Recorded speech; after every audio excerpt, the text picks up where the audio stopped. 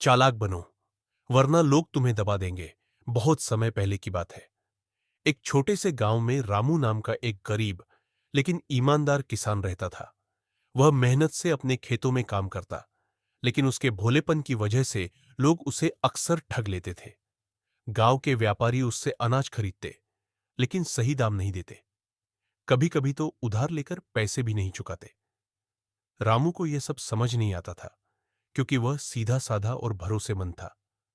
मुश्किलें बढ़ती गईं। एक दिन रामू के खेत में भारी बारिश और तूफान के कारण फसल खराब हो गई। पहले से ही तंगहाल रामू को इस बार बहुत बड़ा नुकसान हुआ।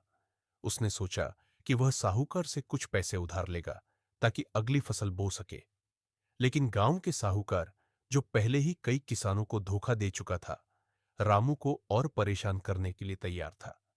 साहूकार ने रामू से कहा, तुम्हें पैसे चाहिए तो तुम्हें अपनी आधी जमीन मेरे नाम करनी होगी। रामू दुखी हो गया, लेकिन उसके पास कोई चारा नहीं था। वह जानता था कि अगर उसने यह करार मान लिया तो वह अपनी बची खुची जमीन भी खो देगा। समझदारी की जीत रामू ने इस बार ठगे जाने से बचने की ठान ली। वह एक बूढ़े ज्ञानी बाबा के पास गया, जो गांव के बाहर रहते थे। रामू ने अपनी परेशानी बताई तो बाबा मुस्कुराए और बोले। बाबा की बातों से रामू को एक तरकीब सूझी। वह साहूकार के पास गया और कहा, ठीक है, मैं आधी जमीन देने को तैयार हूं, लेकिन एक शर्त है। मैं जमीन बांटने के लिए गांव के पंचों को बुलाऊंगा और सबके सामने लिखित में करार होगा। साहूकार को लगा कि रामू बेवकूफी है, तो उसने झट से हाँ कर दी। गांव के पंच बुलाए गए और जब करार लिखा जाने लगा, तब रामू ने पहले से लिखवाया कि यदि मैं समय पर कर्ज चुका दूं तो मेरी जमीन वापस मुझे मिल जाएगी। साहूकार को लगा कि रामू कभी पैसे चुका नहीं पाएगा, इसलिए उसने दस्तखत कर दिए। लेकिन इस बार रामू ने अपनी चालाकी दिखाई।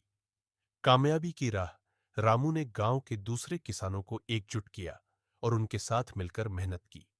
उसने गांव के बाहर के व्यापारियों से सीधा सौदा किया, जिससे उसे अच्छे दाम मिले। कुछ ही महीनों में उसने अपना कर्ज चुका दिया और अपनी जमीन वापस ले ली। जब साहूकार को अपनी चालाकी से मात खाने का एहसास हुआ, तो वह गुस्से से तिलमिला उठा, लेकिन अब कुछ नहीं कर सकता था।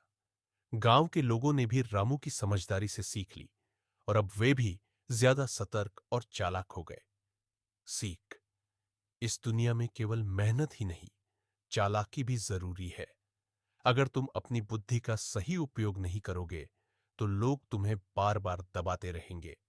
चालाकी से काम लोगे तो जीत तुम्हारी होगी।